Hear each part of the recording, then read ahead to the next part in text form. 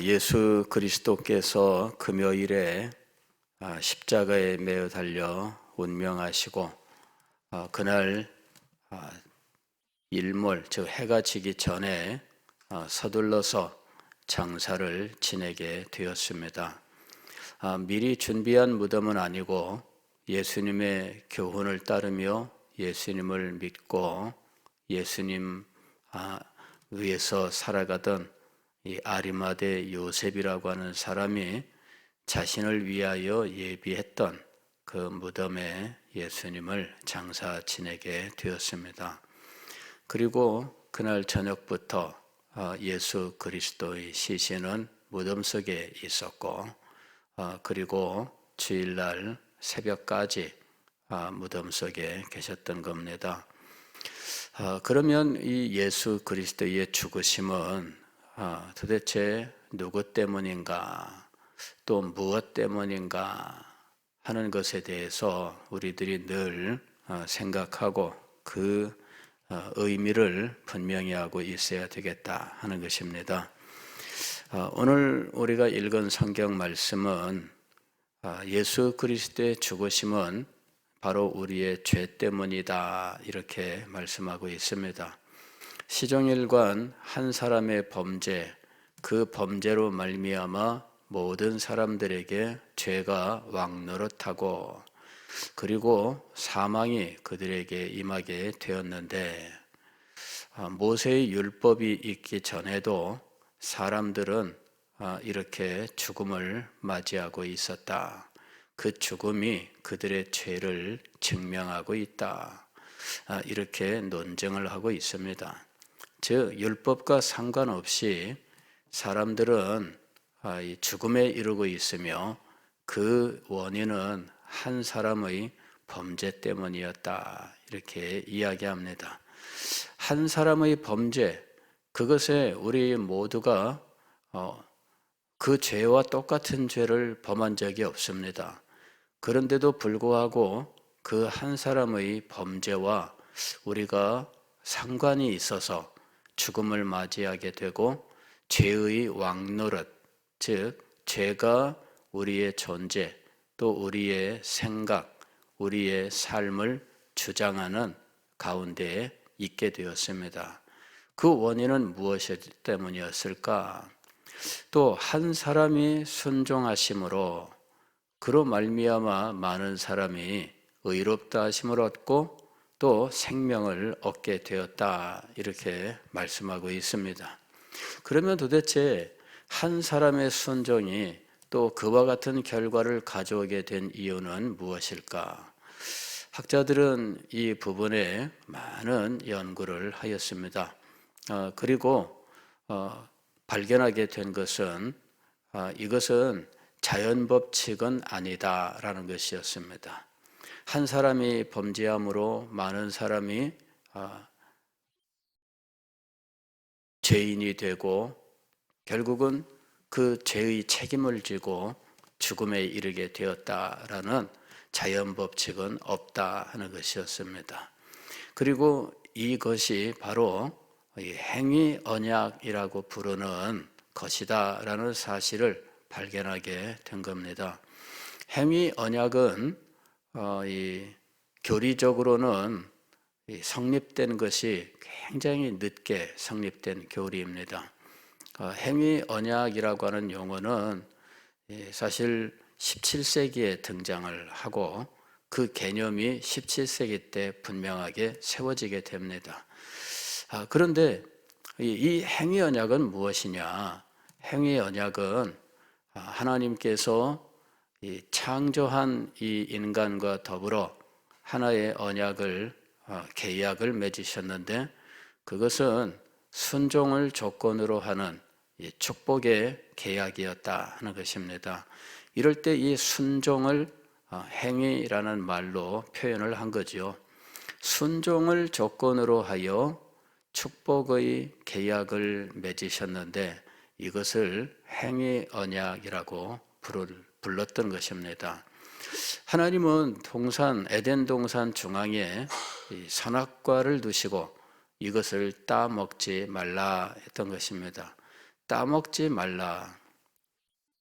신기한 것은 오늘날 심리학자들이 우리의 이 뇌의 작용을 연구했습니다.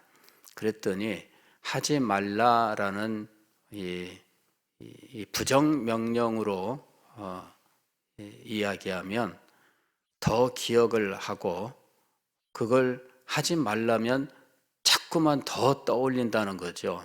이게 인간이 그렇게 돼 있대요. 인간의 뇌 구조가 하지 말라 하게 되면 더 하게 된대요. 그래서 이 하지 말라 식으로 말하기보다는 이제 하라 이렇게 말하라. 그래서 그런지 이 아담은 결국 이 시험을 이기지 못합니다. 하지 말라, 즉 선악과를 따먹지 말라, 그 계명을 결국 불순종하게 됩니다. 어떤 분들은 왜 하필이면 그런 계명을 주셔서 이렇게 죽음에 이르게 했는가 원망투에 이야기를 하는 분들도 있습니다. 그러나 그 목적은 애초에 축복이었습니다. 창조된 아담은 비록 하나님께서 창조하기로 작정하신 대로 창조가 되었지만, 하나님은 바로 이 행위 언약을 통해서 아담을 완전한 존재로 만드시고자 하셨던 겁니다. 그것은 그에게 영생을 주시고 더 큰 축복을 주시기로 하셨던 거죠. 행위 언약의 목적은 더 큰 은혜와 축복이었습니다. 그러나 아담이 이 시험을 이기지 못한 것입니다. 자, 그래서 결국은 우리들에게 그 모든 죄의 부패, 오염이 전가가 되었고, 또 죄책이 우리의 것이 되는 비극이 일어나게 된 것입니다. 어떻게 그런 일이 일어났을까? 아담이 지은 죄인데 어떻게 우리들이 그런 죄의 당사자처럼 될 수 있을까? 그것은 아담과 맺은 그 계약이 아담 개인의 계약이 아니라 인류를 두고 한 계약이었기 때문이다. 이제 그러한 답을 할 수밖에 없습니다. 아담이 유일한 인간이었고, 또 아담이 모든 인류의 시작이었고, 아담이 인류의 대표로서 그 계약을 행하게 된 겁니다. 가령 이렇게 생각하셔야 됩니다. 아담이 이 행위 계약의 조건을 만족시켰다면, 즉 그 시험을 통과했더라면 얻게 될 축복은 아담 개인의 것이었을까 하는 것입니다. 아담이 선악과를 따먹지 말라 그랬을 때 이 따먹지 말라는 일정 기간에 적용되었다 이렇게 이야기를 합니다. 즉 영원토록 따먹지 말라가 아니라 기간이 주어진 시험이었다라는 것입니다. 우리가 이거는 성경에 나와 있지 않습니다. 다만 성경을 연구하고 또 이 계약이라고 하는 계약의 원리들을 연구했을 때, 그리고 그것을 가지고 성경의 행위 계약을 새로 그 내용들을 이렇게 추론을 했을 때 나오게 되는 것은 이 시험의 기간이 있었다 하는 것입니다. 언제까지인지에 대해서는 분명하게 말할 수 없습니다. 다만 이 계약은 아담의 후손, 즉 가인과 아벨이 태어나기 전까지가 시험 기간이었을 것이다, 이렇게 생각을 합니다. 왜냐하면은 그 시험의 결과, 성공이냐 실패냐의 결과가 아담의 후손 모두에게 미치는 것이기 때문입니다. 그래서 후손이 태어나기 전까지가 그 기간이었을 것이다, 이렇게 이야기를 하는 겁니다. 그러면 통과했을 경우에 그 모든 혜택, 그 모든 축복은 아담 개인의 것이 될 수가 없었고 아담의 후손 모두에게 미치는 것이었을 겁니다. 그렇기 때문에 실패에 대하여 왜 우리에게 책임을 묻느냐라고 말할 수 없는 이유는 성공했을 때의 축복도 당연히 아무것도 한 일이 없는 자에게 그대로 임할 것이기 때문입니다. 즉 원칙은 무엇이냐면 아담 개인의 문제가 아니라 아담과 그의 모든 후손들, 아담을 대표로 하는 인류의 문제였다라는 것입니다. 이제 이것이 이제 행위 언약입니다. 이것은 축복을 위한 것이 없습니다만은 그러나 그 축복을 축복으로 받지 못한 것이 문제였을 따름이지 행위 언약이 문제는 아니다 하는 것입니다. 믿음도 역시 마찬가지예요. 예수 그리스도를 믿는 믿음으로 우리가 의롭다 하심을 받으며 또 죄사함과 영생을 받는다고 하는 이 사실은 축복이죠. 하나님의 은혜와 사랑입니다. 그러나 이것을 믿지 않는 사람들은 어떻게 될까요? 결국 복음은 축복을 목적으로 한 것입니다. 그러나 복음을 믿지 않는 사람들에게는 이 복음이 결코 축복이 될 수 없는 것이죠. 결국 이 복음의 선포는 믿는 자들에게는 축복이지만 믿지 않는 사람들에게는 결국 이것이 죽음과 멸망을 선포하는 일이 되는 거죠. 동전의 양면성이 있다는 것입니다. 복음 선포는 이렇게 어떻게 보면은 축복, 이거는 뭐 겉으로는 분명한 축복입니다. 그러나 알고 보면 그 이면에는 믿지 않는 자의 멸망을 선포하고 있는 것이죠. 이것을 알아챈 사람들은 이 복음을 싫어하는 것입니다. 이 복음을 안 믿으면 멸망당하고 지옥 간다고 어떻게 니네가 그렇게 독단적이냐 이제 이런 식으로 복음에 대한 본능적인 거부감을 표현하고 있는 것입니다.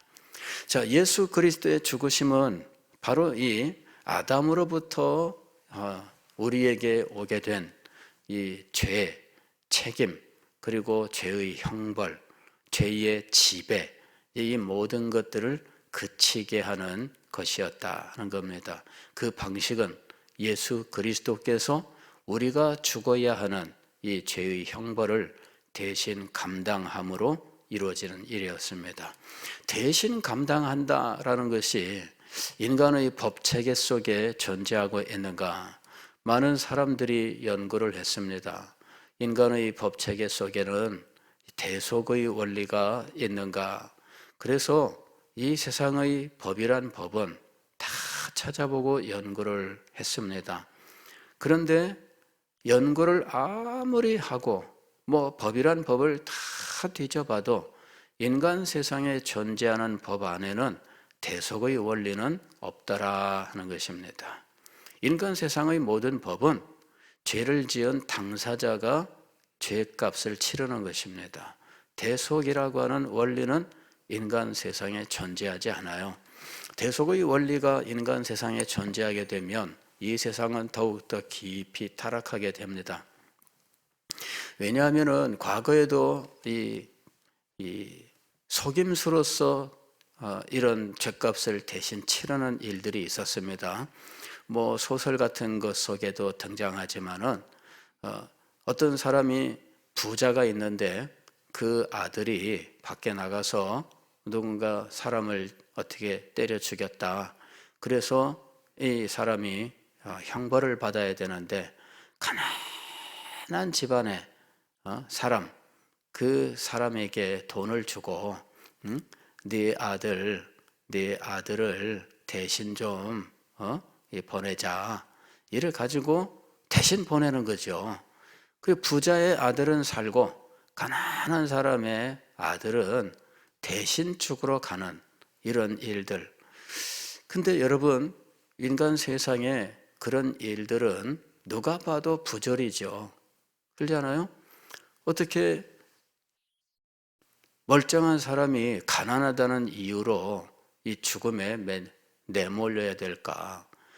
여러분, 인간 세상에 대속의 원리가 있다면, 이것이 법체계 속에 존재한다면 아마도 가난하고 힘없는 사람들은 정말 이 세상에서 제대로 살아갈 수 없을 거예요. 그래서 지금 우리나라의 법체계도 마찬가지입니다만은 누군가 이 죄인을, 범죄인을 바꿔치기 한다면 그거를 형벌을 주게 돼 있습니다. 그 형사처벌입니다. 음주운전을 했는데 그 운전자가 옆 사람하고 바꿔치기를 했다. 그러면은 옆 사람까지 함께 쳐버립니다. 예, 이거는 당사자가 범죄인이 되는 거지 다른 사람이 대신할 수 없어요. 그런데 그러한 그 불합리한 일이 우리에게 일어난 거예요.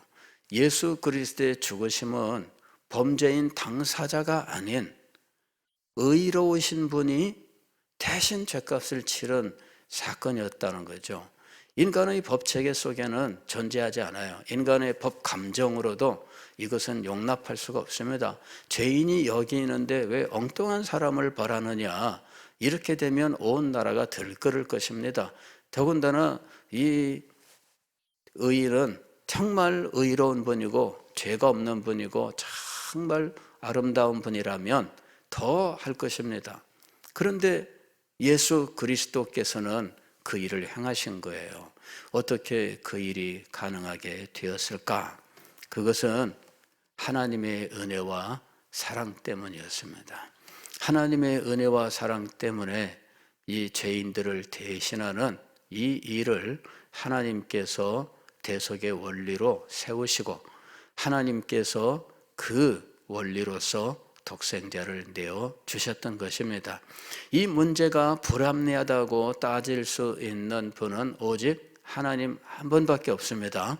왜냐하면 모든 사람이 이렇게 죄인이 되었고 또 죄 형벌로 죽음을 맞아야 되는 상황에 있어서 우리는 다만 그 혜택을 감사할 수 있을 뿐이지 왜 독생자를 죽여서 나를 살렸냐 이건 불합리하다 이러면서 하나님에게 따질 아무런 근거가 없어요. 우리는 다만 얻게 된 생명으로 인하여 하나님 앞에 감사할 따름입니다. 이 일이 불합리하다고 말씀하실 수 있는 분은 하나님밖에 없어요. 그런데 하나님 자신이 이를 불합리하게 여기지 아니하시고 이 일을 기쁘게 결정하셨다는 거죠. 이것이 우리에 대한 사랑입니다. 그래서 예수 그리스도께서 십자가의 죽음을 맞이했던 거예요. 예수님 자신이 이 문제를 불합리하다고 생각하셨다면 어떻게 되었을까요? 그러면 예수님 자신이 십자가의 죽음을 맞이하지 않았을 겁니다. 그런데 예수님 자신도 불합리하다고 생각지 않으셨어요. 그리고 기꺼이 그 죽음을 맞이하셨던 거죠. 그래서 예수님께서도 우리를 위하여 한량없이 사랑하고 계셨다 하는 것을 알 수 있습니다. 예수님께서도 자신의 사랑을 말씀하셨죠. 아버지께서 나를 사랑하신 것 같이 나도 너희를 사랑한다 이렇게 말씀하셨고 또 사람이 친구를 위하여 목숨을 버리는 것보다 더 큰 사랑이 없는데 이제부터 너희는 나의 친구다. 내가 너희를 위하여 목숨을 버리노라 하고 말씀하셨습니다. 이 대속이라고 하는 것은 불합리한 체계예요. 인간 세상에 이 대속의 원리가 없는 이유는 이 사람도 다 이것을 불합리하게 여기기 때문입니다. 왜냐하면 누군가 대속의 혜택을 받으면 누군가는 그로 인하여 말할 수 없는 손해를 보기 때문이에요. 대속의 원리는 형평의 원리를 버리는 겁니다. 그런데 이 원리를 하나님께서 감수하신 거예요. 하나님께서 독생자를 대신 죽이시는 이 일을 불합리하다 여기지 아니하시고 이것을 사랑으로 표현하셨기 때문에 그리스도의 죽으심이 가능했던 것입니다. 그리고 그리스도 자신도 이것을 불합리하다 여기지 아니하시고 기쁘게 동의하시고 기쁘게 이 일을 시행하셨던 겁니다. 그래서 우리에게 이 영광스러운 이 그리스도의 죽음으로 인한 하나님의 축복이 임하게 된 겁니다. 오늘 우리가 읽은 로마서 5장에서는 이것을 시종 선물로 표현하고 있죠. 선물이 임한 것은, 선물이 임한 것은, 또 은사는 이렇게 이야기합니다. 이것이 우리들의 공로에 의한 것이 아니라 우리에 대한 사랑으로부터 나온 것이다 하는 것을 의미하고 있습니다. 선물은 사랑하는 사람에게 주는 것입니다. 그래서 하나님께서 죄인을 사랑하셨고 그 죄인에게는 감히 감당할 수 없는, 말할 수 없는 은혜를 베풀어 주셨던 것입니다. 그리스도의 죽음을 맞이할 때 우리는 이와 같은 하나님의 사랑과 은혜, 그리스도의 사랑과 은혜에 대해서 깊이 묵상을 해야 하는 것입니다. 그리고 이 그리스도의 죽음으로 인한 죄사함은 완전한 것입니다. 우리의 영혼이나 우리의 정신세계나 우리의 육신이나 우리의 사회적 삶, 모든 것에 미치는 것이라는 거죠. 그래서 이 죄는 완전히 용서받은 것이다. 또 시간적으로나 시간의 세계에서 우리의 죄는 지금 현재 이전, 현재 이후도 있습니다. 그럴 때 이 현재는 믿음을 기점으로 해야 되겠죠. 우리가 믿을 때, 그때 예수 그리스도를 믿고 그의 죄사함의 은혜를 믿을 때, 그때 이전과 이후에 모든 죄들이 다 용서받은 겁니다. 즉 우리의 전 존재에 관계된 모든 죄가 용서를 받았다 하는 겁니다. 이것이 그리스도 속죄의 완전성입니다. 그리스도의 속죄는 완전해요. 우리의 영혼과 육체 모든 것에, 또 시간적으로 우리의 믿음을 기점으로 하는 이전과 이후의 모든 죄들이 다 용서받아요. 그러나 문제는 뭐냐면은 우리들이 믿음 이후에 범죄를 한다는 것이죠. 마음으로나 혹은 우리의 행동으로 죄를 짓는 겁니다. 그럴 때 그 죄는 용서받은 죄인가 새로 지은 죄인가?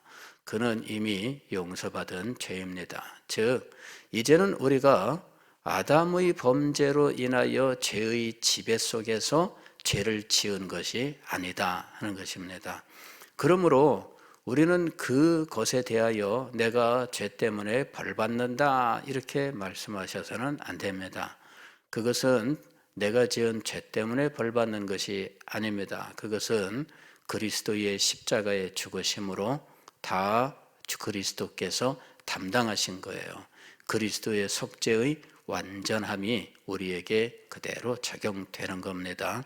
그러면 왜 우리가 이런 죄의식을 가지고 있는가? 우리가 믿은 그 순간, 그 믿음 그 이후에도 불구하고 죄는 우리의 본성 속에서 사라지지 않았기 때문입니다. 이것은 아직도 완전을 기다리고 있는 거예요. 즉 우리의 육신이 완전히 새로워지는 그 때를 기다리고 있는 겁니다. 그 과도기에 우리는 죄를 깨닫고 죄에 대한 어떤 죄 책임을 의식을 갖게 되고 하는 겁니다. 그거는 우리의 이 구조 자체가 이 불완전한 이 과도적인 상태에 있기 때문입니다. 그러나 그때마다 우리가 기억해야 될 것은 이 모든 죄는 그리스도의 십자가로 인하여 깨끗하게 용서받고 씻김을 받았는데, 다만 이 죄가 우리에게 올 때마다 그리스도의 사랑과 은혜를 더 깊이 감사하고 죄의 무서움, 죄의 혐오스러움에 대하여 우리는 더 깊이 인정해야 된다 하는 겁니다. 그리고 우리가 아직도 죄 가운데 있는 것을 애통해하고, 그리고 이 죄로 말미암아 하나님 아버지를 정말 마음 상하게 하고 한다는 사실을 우리들이 기억을 해야 돼요. 그러면서 죄를 멸하는 자리에 나가려고 해야 한다 하는 겁니다. 그것이 우리가 힘쓰고 애써야 되는 분야입니다. 이 죄를 없애고 죄를 이겨나가는 이런 삶을 살려고 해야 된다 하는 것입니다. 이 일은 우리가 능히 이룰 수 있도록 성령께서 우리와 함께 하셔요. 그리고 이미 우리는 죄의 지배를 받는 상황에서 의의 지배를 받는 상황으로 옮겨진 상황입니다. 하나님의 아들의 나라로 옮겨졌느니라 이렇게 이야기합니다. 그래서 이미 우리는 신분이 바뀌었고, 그리고 우리에게는 이것을 감당할 수 있는 성령의 능력이 역사하고 있습니다. 그래서 성령의 인도하심과 가르치심에 순종하면서 따라간다면 이 죄의 지배를 이기는 삶을 살아갈 수 있게 되는 것입니다. 그리고 이것이 우리에게 지금 주어져 있는 사명이며 과제인 것입니다. 기도하겠습니다.